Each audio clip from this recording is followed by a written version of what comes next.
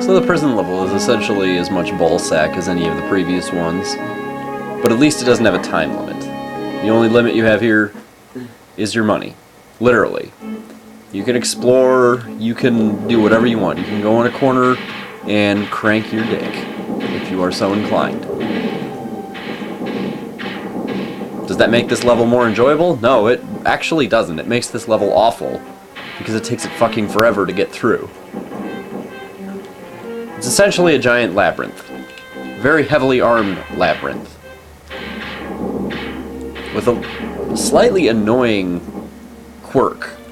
It doesn't affect gameplay pretty much at all, but it's just offensive to me and shows the degree to which the enemies in this game are better suited for everything than you. Now you might think, oh hey, you're using the speeder and you're blowing shit up. That really just doesn't make you feel any better because the level is so constricting. And the object's so just dull. You have to go and blow up a bunch of fuse boxes. Ah, there it is. If you go back and look carefully, when I paused it, there was a human being swimming up through solid matter 2,000 feet below the surface of the ocean. I would dare your character to get out and try that shit and see how well it works for him. Now when you see those little shitbags, you can actually kill them. It's completely pointless. It doesn't really do anything other than to give you the joy of watching a corpse float to the surface. But I suppose it's fitting that a man who can survive in a prison suit in the Hamburglar's fucking clothes, somebody who can survive in that 2,000 feet below the surface, should take a whole torpedo to actually kill. Does that make it very fair to you? No. Hell no.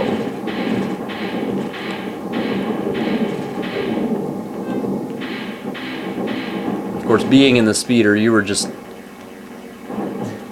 not prepared for these tight turns and these narrow corridors because it's a giant-ass clunky piece of shit. It's a brick with an engine that just happens to have a couple of guns. Hell, it's barely better than the truck as far as maneuverability.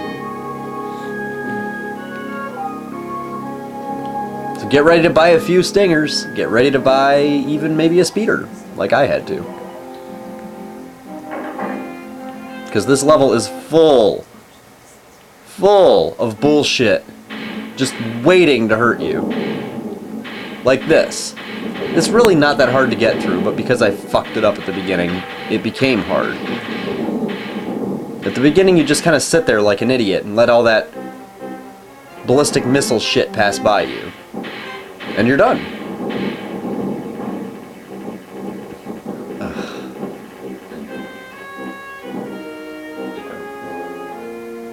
And you get to fly through and do all this crap again. It's a sad thing when the removal of the most annoying element of a mission, the timer, really doesn't improve your gameplay experience.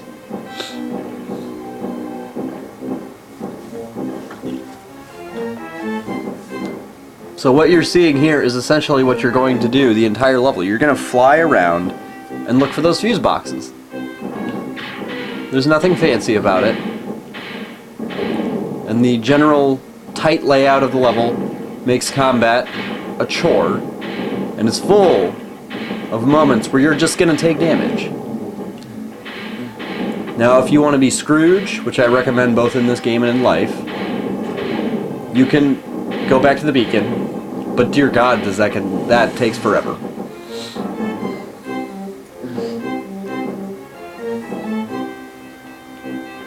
If you came through the previous level with a shit ton of money like I should have, who the hell cares? You'll have like 90 grand coming into this level, plus all the mining missions in here. Plus the ease of the first couple of levels, where you shouldn't necessarily lose anything.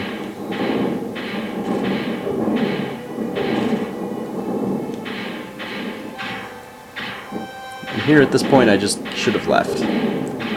I should have gone back. I knew I should have.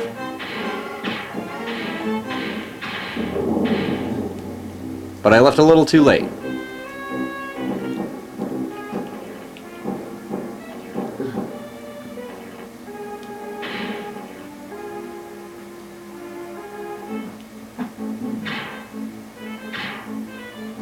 Ah, this isn't the point yet.